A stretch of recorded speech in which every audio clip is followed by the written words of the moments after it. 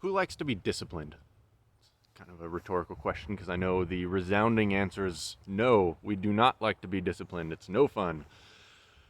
There's a time when I was a middle schooler. I have a very distinct memory of uncomfortable discipline. Me and my friend were gonna build a teepee in our backyard, and so we're like, oh, we'll just go into the woods and find some trees and make a teepee. It'll be great. So we go, and we went across our neighbor's field into his backyard, into his woods. We're like, it's middle of the woods, he won't care. Go and cut down some trees and make a teepee out of them. Well, it turns out our neighbor saw us doing this, and he called my parents, and my dad then took the initiative and walked me over to our neighbor's house and had me express an apology for cutting down his trees that were not our trees and to say sorry. And our neighbor was very gracious and just said, hey, you know what, in middle school I probably would have done the same thing, but you just got to know that it's not okay to go onto somebody else's property and take their stuff. Yeah, that makes sense. But even telling that story, it's like, that was such an uncomfortable. I did not enjoy that as a kid. It's never fun to be faced with your own wrong. It's never fun to be held accountable for your actions. Discipline is not fun. But the Bible has something to say about discipline and its value. Deuteronomy 8, verse 2 and following. This is Moses speaking to Israel before they enter the promised land. And you shall remember the whole way that the Lord your God has led you these 40 years in the wilderness, that he might humble you, testing you to know what is in your heart, whether you would keep his commandments or not. And he humbled you to let you hunger and feed you with manna, which you did not know, nor did your fathers know, that he might make you know that man does not live by bread alone, but man lives by every word that comes from the mouth of the Lord. Your clothing did not wear out on you, and your foot did not swell those 40 years. Know then in your heart that as man disciplines his son, the Lord your God disciplines you. This thought is again repeated in Proverbs 3:11 and 12. My son, do not despise the Lord's discipline or be weary of his reproof. For the Lord reproves him whom he loves, as a father the son in whom he delights. This year has been hard. It's been discipline.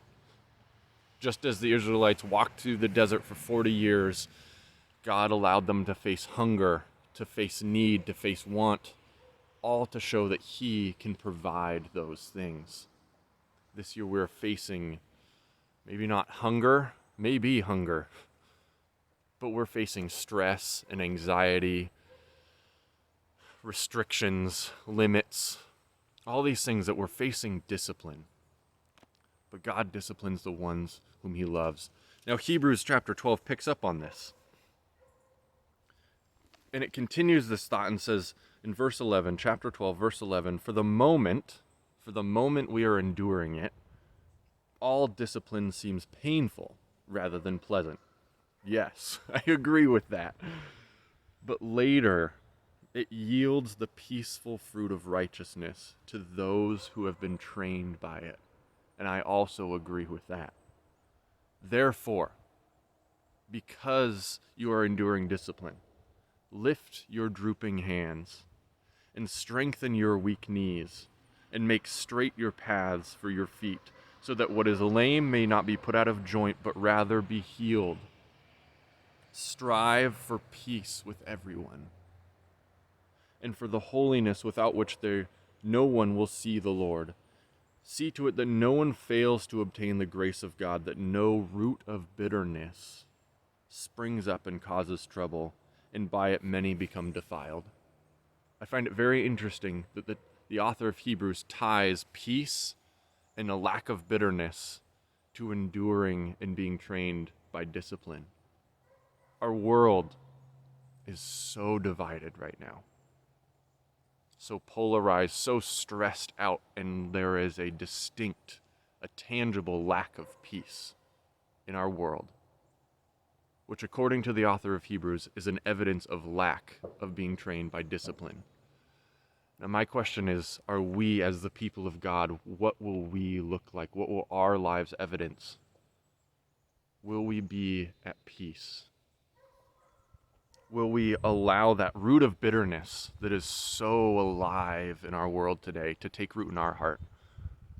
Or will we see all the division, all the differences, all the stress and trials of this life and say, no, I know the one in whom I have my hope.